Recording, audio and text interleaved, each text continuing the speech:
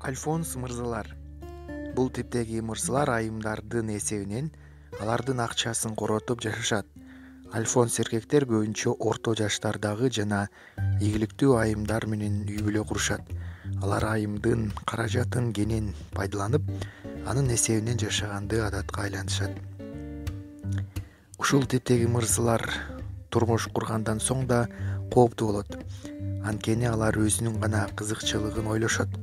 Ошондуктан материалдык байлыгыңыздын канчалык экендигин айтып отурбаңыз. Сиздин банктык эсебиңизди билишине жол бербеңиз. Аны менен катар бизнесиңизди же болбосо үйүңүздү анын атына каттатып койбоңуз. Мүмкүн болушунча каржылык жактан кыйналып, акчаңыздын жетпей жаткандыгын айтып туруңуз.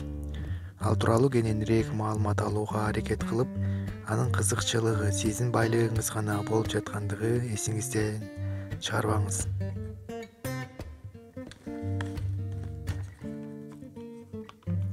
Мизогин тибиндеги мырзалар. Аялын сүйүү менен эмес, коркутуу, жемелөө аркылуу гана кармап калат. Анткени өзүн жубайына татыксызмын деп эсептеп, анын таштап кетишинен коркот. Бул типтеги мырзалар аялын дайыма басынтып жүрүшөт, өзүнө гана көз каранды кылып алат. Дал ушул кадамга баруу менен эркек өзүн жалгыздыктан оолак кармай алам деп ишенет. Ал эч качан сиздин жетишкендиктериңизге, ийгиликтериңизге, керек болсо маанайыңыздын жакшы болгонуна да сүйүнбөйт. Эгерде сиздин күлүп жүргөнүңүздү көрсө, эмнеге мынча жыргап алгансың деп да айтышы ыктымал. Атайын чектерди коюп алуу керек.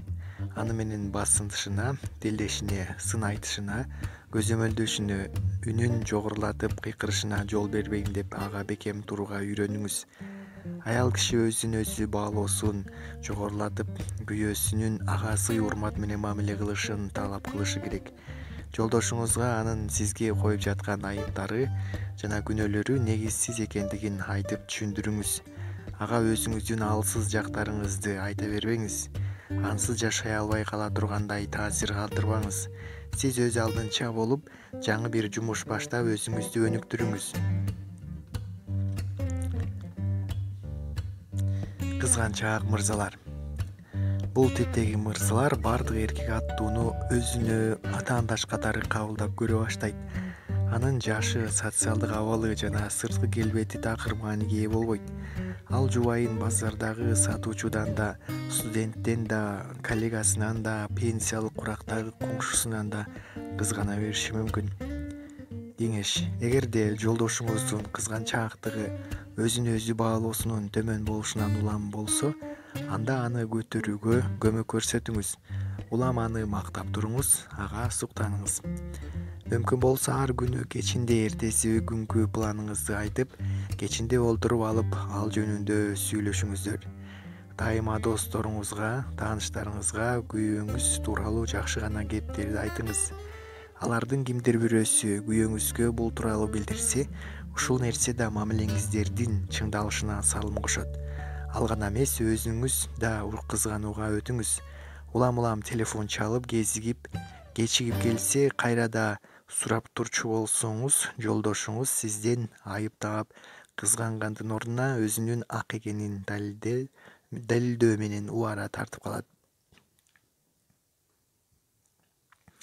Жалкоо мүнөздөгү мырзалар. Бул типтеги мырзалардын туруктуу жумушу жок болуп, үй бүлөгө киреше алып келбейт.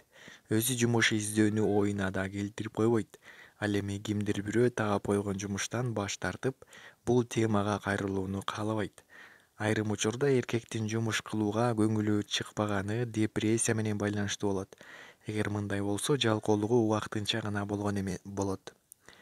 Кеңеш: эгерде депрессиядан улам жалкоолонуп жатса, бир аз сабыр кылып, күтө туруп ага сүйүүңүздү, мээримиңизди көрсөтүңүз. Кайсы бир убакыттан кийин ал өзү жумуш издегени убакыт келгенин түшүнөт. Эң алгач анын керектөөсүнө акча берүүнү токтотуңуз. Балким сиз ага жардам берип жатам деп ойлойттурсуз, бирок анын өз алдынча болуусуна жолтоо болуп жатасыз. Аны менен олтуруп алып сүйлөшүүгө керек. Сиз ага аял киши катары бардык жүктү өз мойнуңузду мойнуңузда көтөрүп жүрүү канчалык оор болуп жаткандыгын, каржылык жактан кыйналып жатканыңыздарды айтып түшүндүрүңүз. Бул жок дегенде үй жумуштарыңызга жардам берип туруусун шарттайт. Үйдөгү эркек кишиге тиешелүү жумуштарды анын жасашын сураныңыз. Эгерде сиз баарын билгизбестен жасай берчү болсоңуз, ал эч кандай маселе жоктой жай жашай берет. Анан албетте ар бир эркекти үчүн алкап ыраазычылык билдирип турганыңыз оң. Албетте ар бир аракети үчүн алкап ыраазычылык билдирип турганыңыз оң.